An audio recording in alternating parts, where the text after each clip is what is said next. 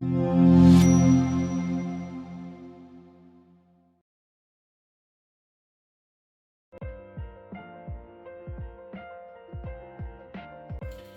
Capsicum ఆలు ముద్దకూర ఎలా చేయాలో చూద్దాం. నేను ఒక పెద్ద క్యాప్సికమ్ తీసుకుని దాన్ని ఇలా 1 సెంటీమీటర్ సైజ్లో తరిగాను. అలానే 2 ఆలుగడ్డలు తీసుకున్నాను, దాన్ని కూడా చిన్న ముక్కల కింద తరిగాను. దీంట్లోకి 2 ఉల్లిపాయలు మీడియం సైజువి అదే సైజులో తరిగాను. ఒక హాఫ్ టమాటా చిన్న ముక్కల కింద తరిగాను. ఈ కూర మొత్తం నలుగురికి వచ్చేట్టుగా ప్లాన్ చేశాను. దీంట్లో కావాల్సినటువంటి ఇంగ్రీడియంట్స్లో మినపప్పు, శనగపప్పు, ధనియాలు, బియ్యం అన్నీ సమపాడులో ఉన్నాయి. దీంట్లోకి కొంచెం ఇంగువ, కొంచెం ఆవాలు, పసుపు తగినంత, ఉప్పు తగినంత, ఒక 6 నుంచి 7 రెడ్ చిల్లీలు తీసుకున్నాను. ఇప్పుడు వీటిని రెడ్ చిల్లీలతో పాటు ఈ పప్పుల్ని మనం ఫస్ట్ వేయిద్దాం నూనెలో. ఇప్పుడు మూకుడులోకి ఒక 2 టీ స్పూన్ల నూనె తీసుకుని గ్యాస్ వెలిగించి ఈ నూనె వేడయ్యేంత వరకు మనం వెయిట్ చేయాలి. ఇప్పుడు నూనె వేడైంది కదా, దీంట్లో ఫస్ట్ మిరపకాయలు, తర్వాత మనం తీసుకున్న పప్పుల్ని యాడ్ చేద్దాం. వీటిని సపరేట్గా వేయించక్కర్లేదు, 4 కలిపి ఒకటేసారి వేయించవచ్చు.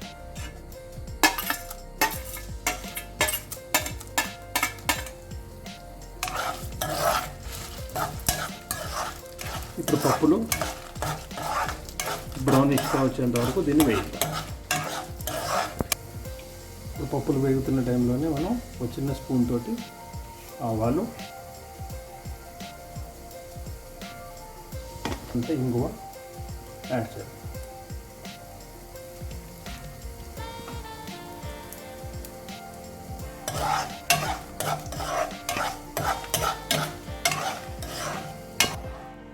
ఇప్పుడు వేగిపోయినటువంటి పోపుని మనం గ్రైండ్ చేసుకుందాం.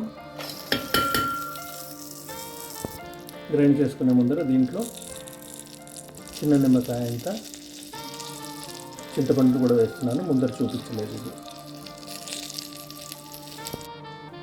అదే ముక్కుల్లోకి మళ్ళీ 2 టేబుల్ స్పూన్స్ నూనె తీసుకుని దాంట్లోకి మనం ఆలుగడ్డల్ని ఫస్ట్ వేయిద్దాం.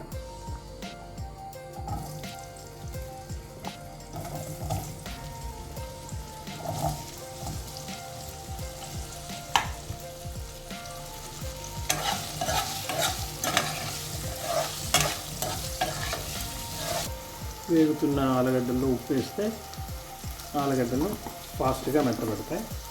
దీన్ని 1 మినిట్ వేయాలి.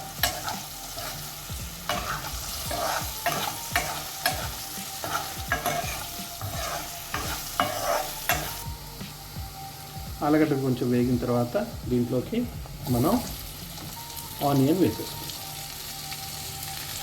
ఒక 2 నిమిషాలు వేయిద్దాం.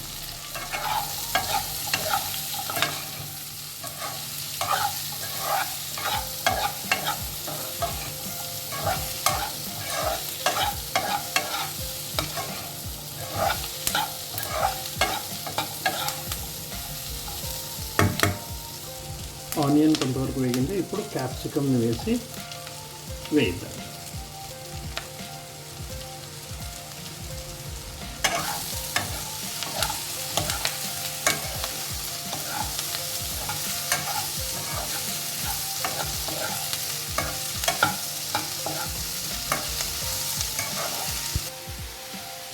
ఇందాక పోపుని మనం కోర్స్గా గ్రైండ్ చేసుకున్నాం కదా, దీన్ని ఒక ప్లేట్లోకి తీసుకుందాం. ఈ వేగుతున్న కూరలోకి ఇప్పుడు మనం టమాటాలు యాడ్ చేసి 2 నిమిషాలు వేయి. ఇప్పుడు మీడియం సైజ్ మంట మీద పెట్టాలి.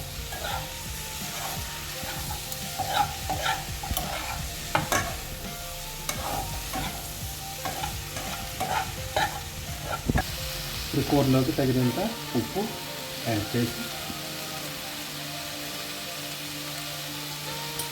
ఒకసారి కలిపేద్దాం.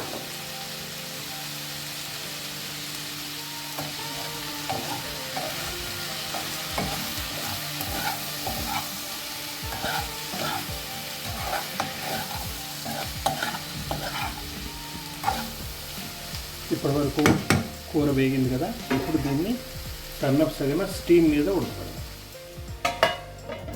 కంచం పెట్టి దానిలోకి కొంచెం వాటర్ యాడ్, ఇలా ఒక 5 minutes కుక్ చేద్దాం. 5 minutes అయిపోయింది కదా, మనం మూత తీసి చూస్తే దీంట్లో కొంచెం వాటరీగా ఉంటుంది, కానీ ముక్క మాత్రం మెత్తపడింది. ఇప్పుడు ఇందాక గ్రైండ్ చేసుకున్నటువంటి పోపుని దీంట్లోకి యాడ్ చేద్దాం. యాడ్ చేసి దాన్ని ఫుల్గా కూరలోకి స్ప్రెడ్ చేద్దాం.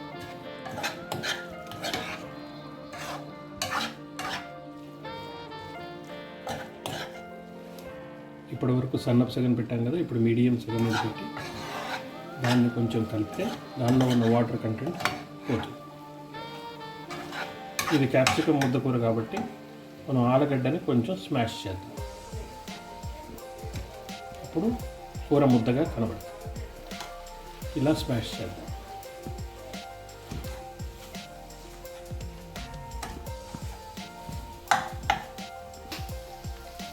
ఇప్పుడు మనం దీన్ని ముద్దగా స్మాష్ చేసాం కదా, ఇప్పుడు దీన్ని మీడియం సగం మీద 2 నిమిషాలు అడుగంటేంత వరకు వేయించుకోండి. ఇప్పుడు కూర రెడీ అయిపోయింది, మనం గ్యాస్ కట్టాలి. దీన్ని మనం వైట్ రైస్లో తినచ్చు.